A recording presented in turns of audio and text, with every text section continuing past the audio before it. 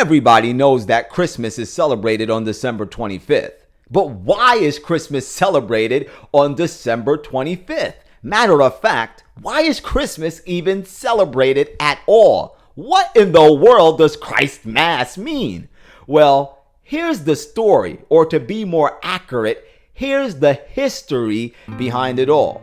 The word Christ Mass means the Mass of Christ, or Christ Mass for short.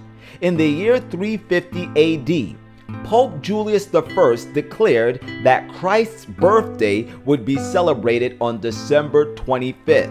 And this move was doubtlessly made by Pope Julius I for the purpose of making it a comfortable, seamless transition for the pagan Romans to convert to Christianity. From the time of Constantine the Great in 321 AD, changing the observance of the Christian Sabbath from the seventh day of the week, which is the Bible Sabbath, to the first day of the week, Sunday, which was the primary day of worship for the pagans to pay homage to the sun god.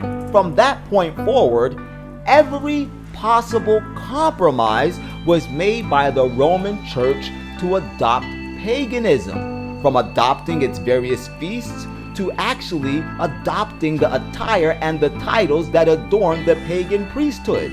The practices of paganism were baptized into the Roman Church not only to pave the way for multitudes of pagan converts, but also to pave the way for large sums of money to line the silken pockets of the popes and the priests.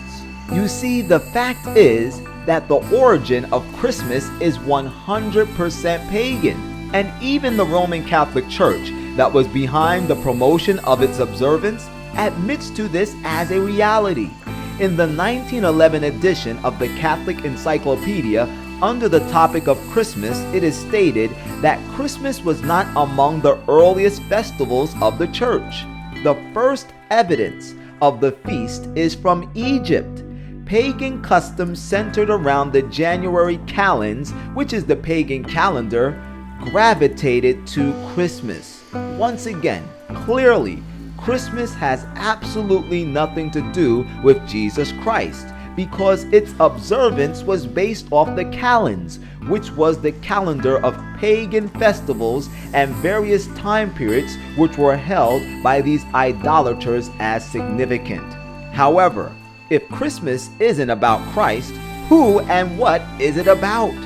Well, in ancient Egypt, as in Babylon, on December 25th, the pagans celebrated a festival in honor of the birth of the sun.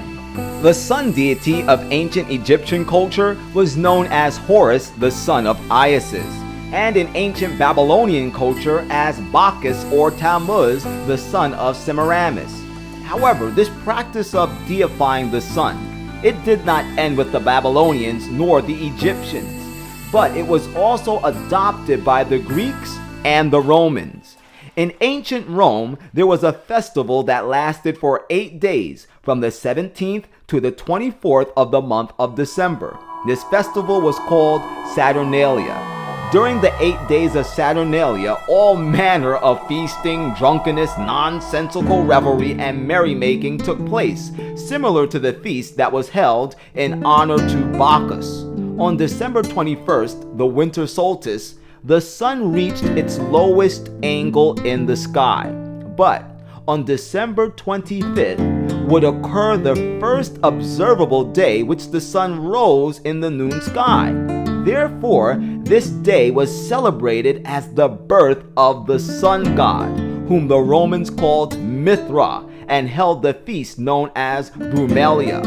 The whole season was called Dies Natalis Invicti Solis, which is Latin for the birthday of the unconquered sun. This is why the 1944 edition of Encyclopedia Americana notes that a feast was established in memory of this event, speaking of Christ's birth, in the 4th century. In the 5th century, the Western Church ordered it to be celebrated forever on the day of the old Roman feast of the birth of the soul, which is Latin for the sun.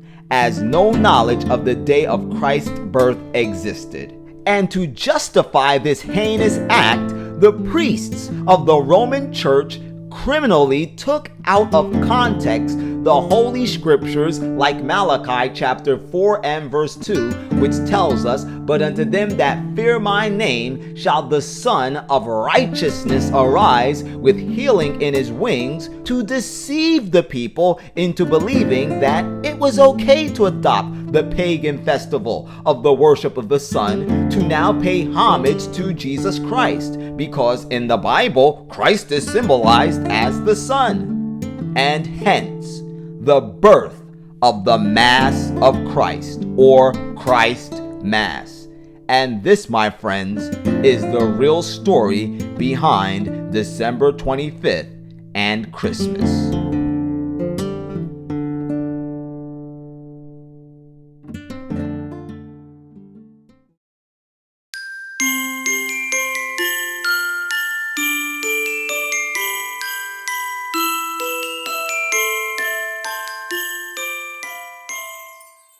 Now the question is, when December 25th rolls around, what should we do when the entire world is celebrating Christmas? Well, listen, most of you already knew that Christmas, Santa Claus, and the whole shebang is pagan. But what you should also know is that Christmas is the one time above any other point in the year when most people are open to hear about Christ. So use this time as an opportunity to share the truth about Jesus Christ with others. And instead of giving out vain gifts, give out gifts like books, CDs, and DVDs filled with saving truth.